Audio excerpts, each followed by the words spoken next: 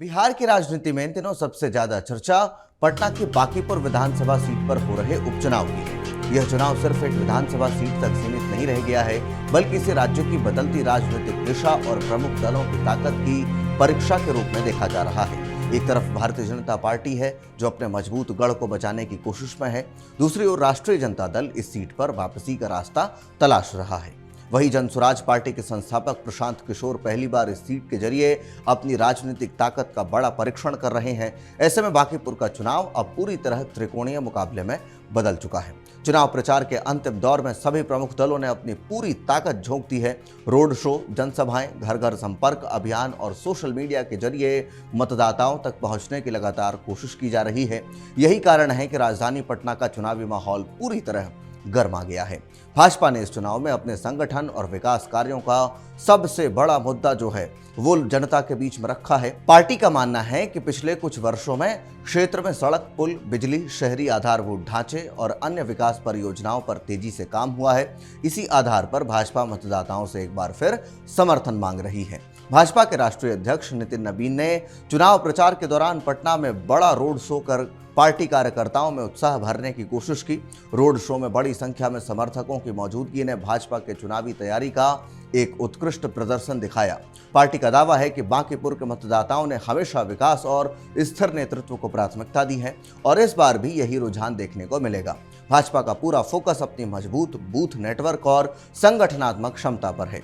Party मानती है कि शहरी क्षेत्रों में कम मतदान की स्थिति में मजबूत संगठन सबसे बड़ी ताकत साबित होता है। बूथ स्तर तक कार्यकर्ताओं की सक्रियता और मतदाताओं से सीधा संपर्क भाजपा की रणनीति का अहम हिस्सा बना हुआ है।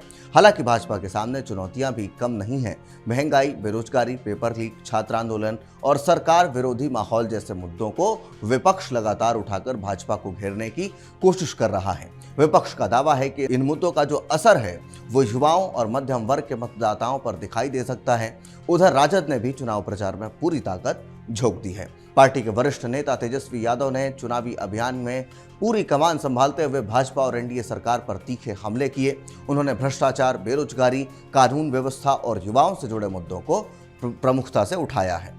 अपने चुनावी संबोधन में तेजस्वी यादव ने दावा किया कि जनता बदलाव चाहती है और इस बार मतदाता सरकार को जवाब देगी। उन्होंने राज्य सरकार के कामकाज पर सवाल उठाते हुए कहा कि युवाओं की समस्याओं, रोजगार और शिक्षा जैसे मुद्दों पर सरकार अपेक्षित प्रदर्शन नहीं कर सकी है। उन्होंने छात्र आंदोलन और गिरफ्तार छात्रों के जो मुद्दे हैं उसको भी उठाया और कहा कि यदि छात्रों के साथ न्याय नहीं हुआ तो आंदोलन को और व्यापक बनाया जाएगा।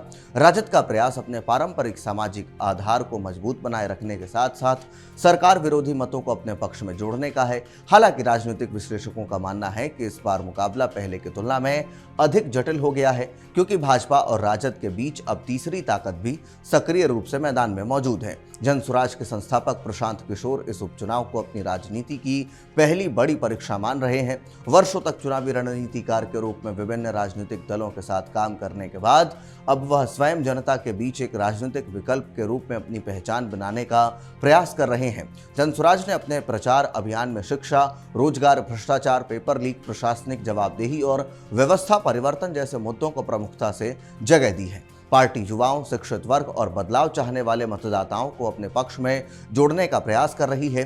प्रशांत किशोर की सक्रियता ने चुनावी मुकाबले को पूरी तरह त्रिकोणीय बना दिया है। राजनीतिक जानकारों का मानना है कि जनसुराज की मौजूदगी ने पारंपरिक वोट समीकरणों को प्रभावित किया है। हालांकि यह देखना महत्वपूर्ण होगा कि चुनाव प्रचार के दौरान दिखाई देने वाला समर्थन मतदान के दिन वास्तविक वोटों में कितना बदल पाता है। चुनाव प्रचार के दौरान विभिन्न दल एक दूसरे पर लगातार राजनीतिक हमले भी कर रहे हैं। भाजपा अपने विकास कार्यों और संगठनात्मक मजबूती को चुनाव का आधार बना रही है, जबकि राजद सरकार की नीतियों और प्रशासनिक कार्यप्रणाली पर सवाल उठा रहा है। वहीं जनसुराज दोनों प्रमुख दलों को व्यवस्था परिवर्तन के मुद्दे पर चुनौती देने की कोशिश कर रही है। बांकीपुर विधानसभा क्षेत्र की सामाजिक संरचना भी चुनाव को रोचक बना रही है। यहां शिक्षित शहरी मतदाता, व्यापारी वर्ग, मध्यम वर्ग, नौकर पेशा लोग और युवा इसी के साथ विभिन्न सामाजिक वर्ग बड़ी संख्या में मौजूद है। यही वजह है कि यहाँ चुनावी मुद्दे भी ग्रामीण क्षेत्रों से अलग दिखाई देते हैं। विकास, ट्रैफिक, जलजमाव, रोजगार, शिक्षा और कानून व्यवस्था जैसे विषय चुनावी चर्चा के केंद्र में हैं। राजनीतिक दलों के लिए मतदान प्रतिशत भी इस चुनाव में अहम भूमिका निभा सकता है। शहरी क्षेत्रों में अक्सर अपेक्षाकृत कम मतदान होता है। ऐसे में जिस दल का बूथ प्रबंधन मजबूत होगा और जो अपने समर्थकों को अधिक संख्या में मतदान केंद्र तक पहुंचाने में सफल रहेगा, उसे चुनावी बढ़त मिल सकती है।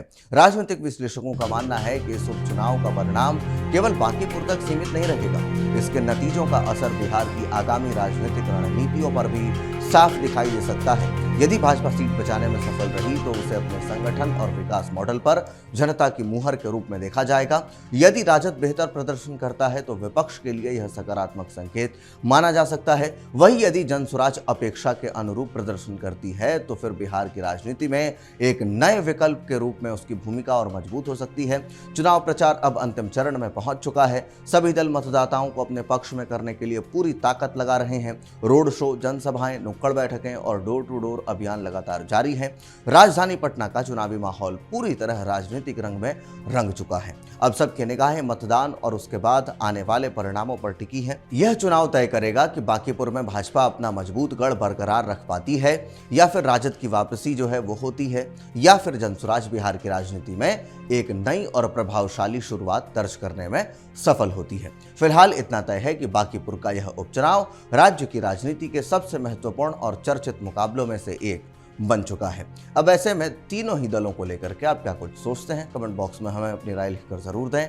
कौन वहां से जीतने जा रहा है, आपकी पसंद क्या है, ये भी हमें लिख करके जरूर बताएं। धन्यवाद। आपके राज्य की खबरें, आपके शहर की खबरें सबसे पहले जानने के लिए देखते रहें अमर उजाला। चैनल को सब्सक्राइब जरूर कर लें और पाएं हर अपडेट।